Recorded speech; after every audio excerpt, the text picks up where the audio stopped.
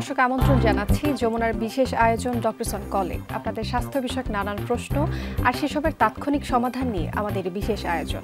আপনাদের সাথে পুরো আয়োজন জুড়ে সাথে থাকবো আমি ডাক্তার সিদ্রা ইকবাল। আমাদের এই আয়োজনে থাকছেন দেশ বরেণ্য আর আধুনিক চিকিৎসা বিজ্ঞানে দক্ষ চিকিৎসকরা। দর্শক, আজ আমাদের আলোচনার বিষয় শীতে বাতের ব্যথা, এটার আধুনিক চিকিৎসা কি, এবং আলোচনার জন্য আমাদের সাথে আজ অতিথি হিসেবে আছেন orthopaedic surgeon doctor Kazi Mohammad Rakibul Hasan, Kaliganj health complex, Gazipur, এবং তিনি আর্থোস্কোপি ও আর্থোপ্লাস্টি বিশেষজ্ঞ হিসেবে নিয়োজিত আছেন। আমাদের বিশেষজ্ঞ চিকিৎসকের পরামর্শ পাওয়ার জন্য ফোন করুন 982405 নাম্বারে। আপনাকে স্বাগত জানাচ্ছি ডক্টরস অন কলে। ধন্যবাদ আপনাকে ও যমুনা টিভিকে আমাকে আমন্ত্রণ জানানোর জন্য। আমরা আজ কথা বলবো বাত ব্যথা নিয়ে, বা শীতের সময় আসলে বাত ব্যথা যাদের রয়েছে তাদের এই প্রদাহটা কিন্তু অনেক বেশি বেড়ে যায় এবং তাদের দৈনন্দিন যে জীবনের যে কার্যকলাপ সেটাকে কিন্তু অনেকটাই হ্যাম্পার করে বললেই চলে। আমরা আজ একটু কথা বলতে চাই প্রথমে যে আসলে বাত ব্যথা বলতে আমরা কি বুঝি এবং এটার কারণগুলো কি। প্রথমে একটু শুরু করি, বাতে ব্যথার যে সংজ্ঞাটা আছে সেটা আসলে কি? আসলে বাত ব্যথা বলতে আমরা যেটা বুঝি, বাত রোগটা শুধু সিঙ্গেল একটা রোগ না, এটা আসলে অনেকগুলো রোগকে মিলিয়েই আমাদের দেশে বাত রোগ বলা হয়। যদি আমরা নাম ধরে বলতে চাই তাহলে প্রধানত যেটা আমরা বলবো rheumatoid arthritis, gout, ankylosing spondylitis, seronegative arthritis, এইরকম অনেকগুলো ডিজিজকে মিলিয়েই আসলে আমাদের দেশে একসাথে বাত রোগ বলি। তবে প্রধানত আমরা বাত রোগ বলতে রিউমাটয়েড আর্থ্রাইটিস এবং গাউটটাকেই মিন করি। গাউটটাকে অনেক সময় বাংলাতে আমরা গেটে বাতও বলে থাকি। আর বাতরোগ বলতে যেটা বুঝি সেটা আসলে রিউমাটয়েড আর্থ্রাইটিসটাকেই বোঝানো হয়। আচ্ছা, রিউমাটয়েড আর্থ্রাইটিস থেকে একটা কথা আসলে মনে পড়ে যায় যে মানুষের মধ্যে রিউমাটয়েড আর্থ্রাইটিস এবং রিউমাটিক ফিভারের মধ্যে, মানে বাতে ব্যথা এবং বাত জ্বর, এই দুটার মাঝে কিন্তু অনেক কনফিউশন আছে। আপনি যদি একটু পরিষ্কার করে বলতেন যে দুটো কি দুই রকম জিনিস নাকি একই? আসলে সম্পূর্ণই আলাদা, দুটো সম্পূর্ণ ভিন্ন জিনিস। নামটা যদিও কাছাকাছি, কিন্তু রিউমাটয়েড আর্থ্রাইটিস একটা রোগ আর রিউমাটিক ফিভারটাই একটা রোগ। রিউমাটয়েড আর্থ্রাইটিসটা আমাদের জয়েন্ট ইনভলভ হয় মেইনলি, আর রিউমেটিক ফিভারটা সেটা আসলে আমাদের হার্টের ইনভলভমেন্টটা বেশি হয়। এবং রিউমাটয়েড আর্থ্রাইটিসটা ইউজুয়ালি অ্যাডাল্টের হয়, রিউমেটিক ফিভারটা সাধারণত বাচ্চাদের হয়, 5 থেকে 15 বছরের মধ্যে হয়। তবে দুটাই অটো ইমিউনি ডিজিজ, দুটাই আসলে শরীর নিজের ভিতরেই নিজের সমস্যাগুলো করতে থাকে। আপনার উত্তরের কাছে আমরা একেবারে পরিষ্কার যে দুটো আসলে দুই রকম জিনিস। এবার আমি একটু ফিরে আসতে চাই রিউমাটয়েড আর্থ্রাইটিসের ব্যাপারে, বা বাতে ব্যথা নিয়ে একটু কথা বলতে চাই যে বাতে ব্যথা আসলে কি এবং এর কারণটা কি রয়েছে। আমরা যদি রিউমাটয়েড আর্থ্রাইটিসের কথা বলি, এটা আসলে প্রধানত কাদের হয় বেশি? ইউজুয়ালি দেখা গেছে ফিমেল প্রিডোমিনেন্স, মহিলাদের একটু বেশি হয় এবং সাধারণত বয়স্কদেরই হয়, ইয়াং এজে হয় বেশি। আর রিউমাটয়েড আর্থ্রাইটিসটা আসলে একটা মাল্টিফ্যাক্টোরিয়াল ডিজিজ আমরা বলি, শুধুমাত্র কোনো একটা সিঙ্গেল এজেন্ট দিয়ে হয়ে যাচ্ছে বিষয়টা এরকম না। এবং এটা একটা auto ইমিউনি disease, but environmental factor, মানে পরিবেশগত কারণ। ধরেন আপনার পরিবেশগত কোনো কারণে আপনার শরীরে একটা ব্যথা হলো বা একটা আঘাত পেলো, সেটা তখন নিজের ভিতরে ইমিউনিটি সিস্টেমটাকে জাগিয়ে তোলে, যেটা তখন আমাদের এই যে আমরা বোনসটা যদি দেখি, জয়েন্টের যে কাভারিং থাকে সাইনোভিয়াল মেমব্রেন বলি আমরা, এই সাইনোভিয়ামের এগেনস্টে এসে তখন সে কাজ করে। আমাদের শরীরে আপনি হয়তো জানবেন যে HLA নামে একটা আছে, সেই HLA-4 যাদের থাকে এবং রিউমাটয়েড ফ্যাক্টরটা সেটার মধ্যে তখন একটা সমন্বয় হয়ে আমাদের শরীরের নিজের শরীরের জয়েন্টের ভিতরেই কাজ করতে থাকে। এইভাবেই আসলে রিউমাটয়েড আর্থ্রাইটিসটা ডেভেলপ হতে থাকে। আচ্ছা, তো রিউমাটয়েড আর্থ্রাইটিস বা বাতে ব্যথা যখন ডেভেলপ হলো, এটার কি কোনো বয়স আছে? মানে কাদের আসলে বেশি হয়, কোন বয়সে এই বাতে ব্যথাটা সবচেয়ে বেশি দেখা দিতে পারে? Usually 2nd to 3rd decade, মানে ইয়াং এবং বিশেষ করে ফিমেলদেরই বেশি হয় এটা। আচ্ছা, তো এটার চিকিৎসাটা আসলে আপনারা কিভাবে দিয়ে থাকেন রিউমাটয়েড আর্থ্রাইটিসের? এবং পাশাপাশি একটু জানি যে পরীক্ষা নিরীক্ষাটা কি আছে। প্রথমে একটু পরীক্ষা নিরীক্ষার বিষয় জানতে চাই যে কি কি পরীক্ষা। রিউমাটয়েড আর্থ্রাইটিসের আসলে পরীক্ষা নিরীক্ষা যদি আপনি বলেন, প্রথমত হলো আপনাকে ক্লিনিক্যালি বুঝতে হবে যে রোগীটা আপনার কাছে যেই লক্ষণগুলো নিয়ে আসলো এবং আমি এক্সামিনেশন করে যেই জিনিসগুলো পেলাম সেগুলোর সাথে মিলিয়ে তারপর আমরা কিছু ইনভেস্টিগেশন করব।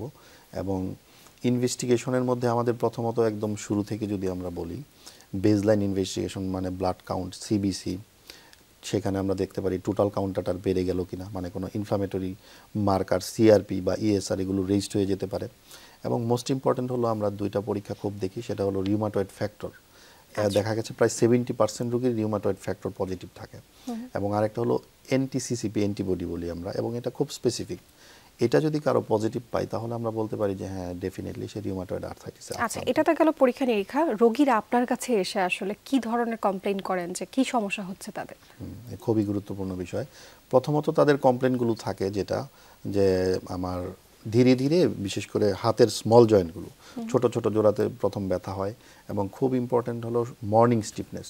বলে যে সকালে আমার হাত পা জাম লেগে থাকে, শক্ত হয়ে থাকে, আমি কোনোভাবেই নাড়তে পারি না, বিশেষ করে ঘুম থেকে ওঠার পর এরকম হয়।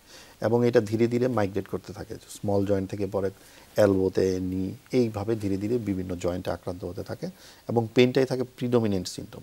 এছাড়া সোয়েলিং হয়ে যায়, মানে ফুলে যায়, এবং ধীরে ধীরে তার জয়েন্টের মুভিলিটিটা কমে যায়, রেস্ট্রিকশন হয়ে যায়।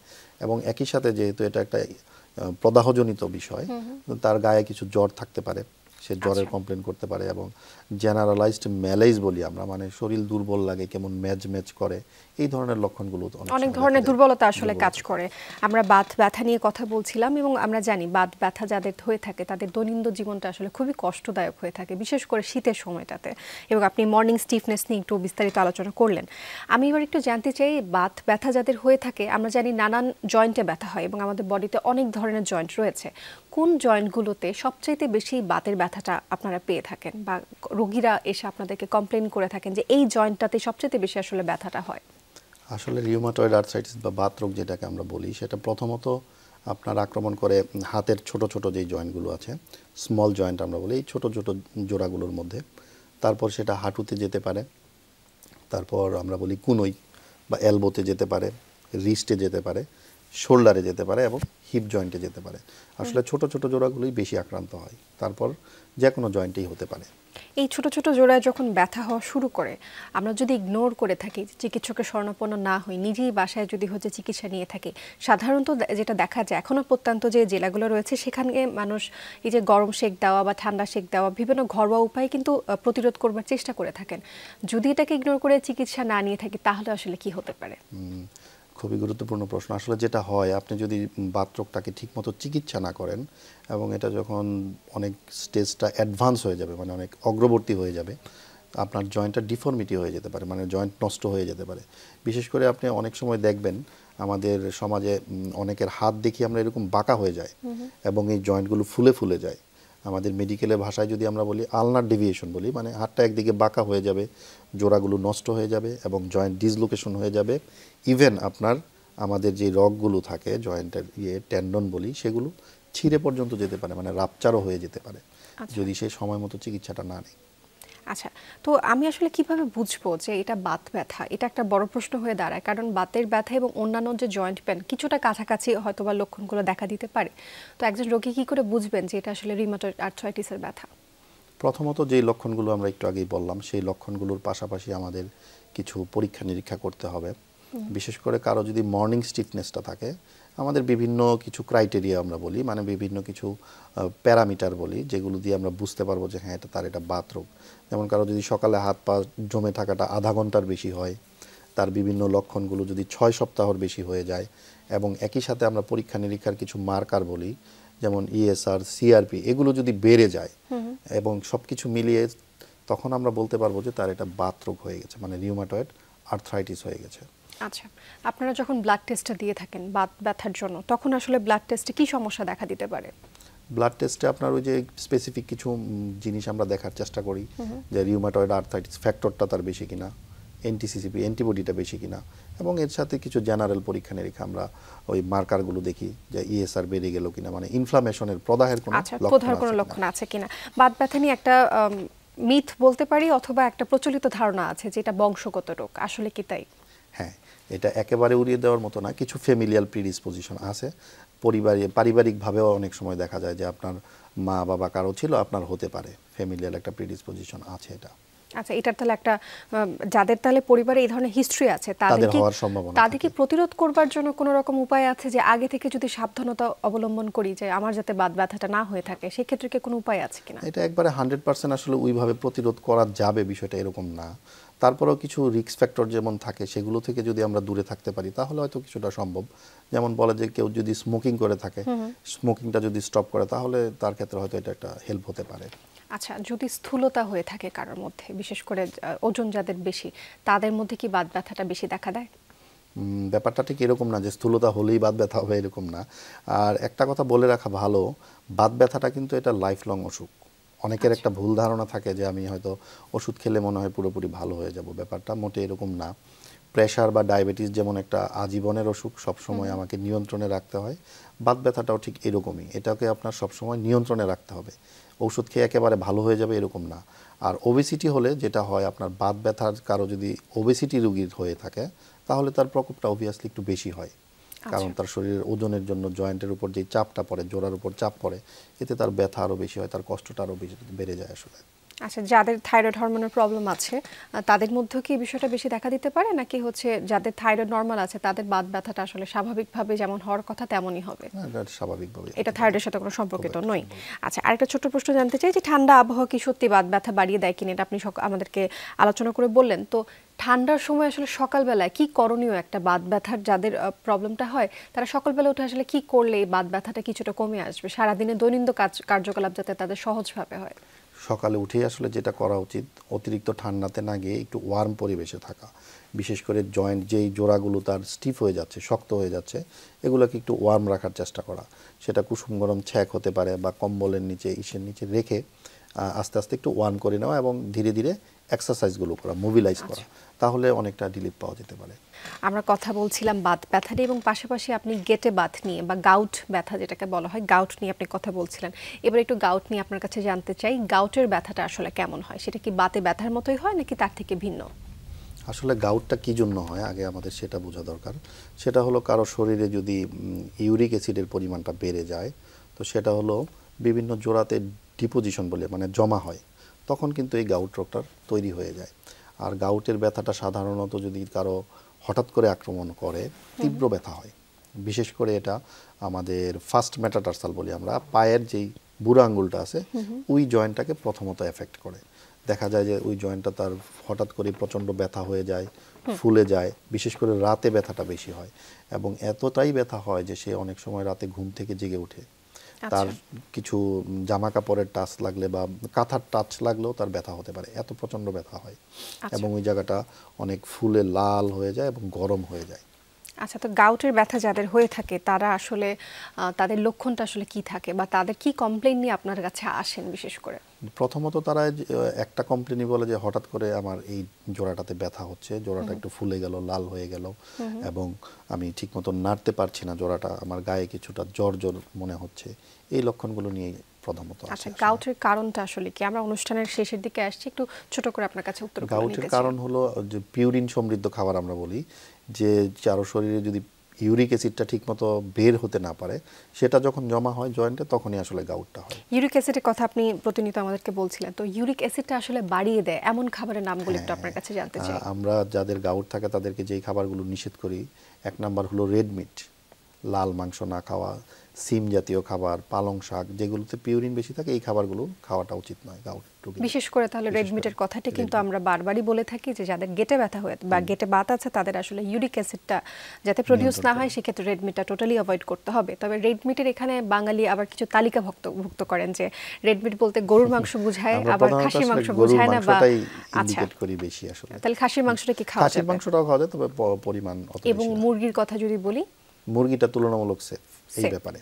আচ্ছা, ঠিক আছে। এবার একটু গাউটের ব্যথা নিয়ে বা গেটে বাতের যে চিকিৎসাটা আছে সেটা আপনার কাছে একটু জানতে চাই। প্রথমত সে যদি আমাদের কাছে তীব্র ব্যথা নিয়ে আসে, তাহলে সাথে সাথে তার ব্যথা কমানোর জন্য আমরা ব্যথার যে ওষুধগুলো দেই, non steroidal anti inflammatory drug বলি, এনএসআইডি ড্রাগ, এইগুলো দিতে পারি।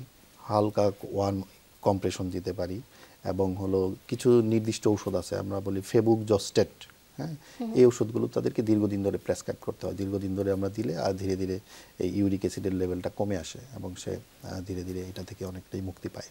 অর্থাৎ এখানে ইউরিক অ্যাসিডের সাথে গাউটের যে কথাটা বলছেন চিকিৎসাটা ওতপ্রোতভাবে জড়িত, ইউরিক অ্যাসিড কোনোভাবে যাতে না বাড়ে সেদিকে কিন্তু আমাদের একদম যে ডায়েটারি ফ্যাক্টরগুলো আছে বা ডায়েট আছে সেটা মেনটেন করতে হবে ভালো মতো। আরেকটা কথা একটু জানতে চাই, গাউট এবং রিউমাটয়েড আর্থ্রাইটিসের পাশাপাশি কিছু মানুষের দেখা যায় ইয়াং বয়সে যদি হয় যে রাতের বেলা আসলে শীতের সময়ও পাটা একটু ঝিনঝিন করে, ব্যথা করে, হ্যাঁ, বা ঘুমের সময় হচ্ছে পায়ের মধ্যে কিছু একটা না বেঁধে দিলে মনে হয় ঘুমটা হবে না। আসলে এটার পেছনে কারণটা কি? এটা আসলে বিভিন্ন কারণে হতে পারে। বিশেষ করে কারো যদি পিএলআইডি বলি আমরা, মেরুদণ্ড থেকে যদি কারো স্নায়ুর উপরে চাপ থাকে এবং সেটা যদি বলি রেডিকুলোপ্যাথি মানে পায়ের দিকে যদি ব্যথাটা চলে যায়, তাহলে এরকম হতে পারে তার মেরুদণ্ডের সমস্যা কিন্তু ব্যথাটা তার পায়ের দিকে চলে যাচ্ছে। আর যে বাতরোগগুলো আমরা বললাম, বিশেষ করে ইউরিক অ্যাসিডের যে বিষয়টা, মানে গেটে বাত এবং রিউমাটয়েড আর্থ্রাইটিস, এই ব্যথাগুলো যখন রাতে বেশি হয় তখন তার এরকম আসলে হতে পারে। আচ্ছা, এবার আপনি একটু যদি প্রতিরোধের ব্যাপারে আমাদেরকে বলতেন। আমরা এতক্ষণ হচ্ছে রিউমাটয়েড আর্থ্রাইটিস নিয়ে কথা বললাম, এবং গেটে বাতের প্রতিরোধটা আসলে আমরা কিভাবে করব? গেটে বাত প্রতিরোধের জন্য আমাদের প্রধানত যেই খাবারগুলো খেলে ইউরিক অ্যাসিডটা বেড়ে যাবে সেই খাবারগুলো থেকে দূরে থাকতে হবে। বিশেষ করে রেড মিট, আমরা বলি সিম, সিমের বিচি, ডালের তলানিটা, ডালের যেই তলানি থাকে সেগুলো না খাওয়া, এই জিনিসগুলো অ্যাভয়েড করতে পারলে অনেকটা ইউরিক অ্যাসিড থেকে আমরা এক্সারসাইজ কি করা যাবে যদি গেটে বাত হয়ে থাকে? করতে হবে। এক্সারসাইজ করলে আপনার জয়েন্টগুলো মোবিলাইজ থাকলে আপনি অনেকখানি সিম্পটম ফ্রি থাকতে পারবেন। আচ্ছা, শীতের সময় হচ্ছে আসলে এক্সারসাইজটা তেমন করা হয়ে থাকে না, তো শীতের সময় আসলে গেটে বাত হোক বা রিউমাটয়েড আর্থ্রাইটিস হোক, তাদের জন্য আপনার কি বার্তা থাকবে? তারা আসলে কিভাবে তাদের লাইফস্টাইলকে মেনটেন করবেন? তাদের জন্য আপনার কি পরামর্শ থাকবে? শীতের পরামর্শ একটাই থাকবে, আপনারা সবসময় জয়েন্টগুলোকে, বিশেষ করে আমাদের জোড়াগুলোকে ওয়ার্ম রাখার চেষ্টা করবেন, এবং ফিজিক্যাল অ্যাক্টিভিটিস আমাদের পক্ষে যতটুকু সম্ভব ফ্রি হ্যান্ড এক্সারসাইজ, বিশেষ করে সবগুলো জয়েন্ট যেন আমরা মুভ করি, মুভমেন্টের মধ্যে আমাদেরকে থাকতে হবে, তাহলে ইনশাআল্লাহ অনেকটা আমরা হচ্ছে নিস্তার পেতে পারি। অসংখ্য ধন্যবাদ জানাচ্ছি, আপনার খুবই গুরুত্বপূর্ণ সময় আমাদেরকে দিয়েছেন এবং খুব গুরুত্বপূর্ণ আলোচনা আমাদের সাথে করবার জন্য। ধন্যবাদ আপনাকে এবং যমুনা টিভিকে ধন্যবাদ। দর্শক, এই ছিলেন ডক্টর সন কলের আজকের আয়োজন। যমুনা টেলিভিশনের সাথে থাকার জন্য অসংখ্য ধন্যবাদ আপনাদের।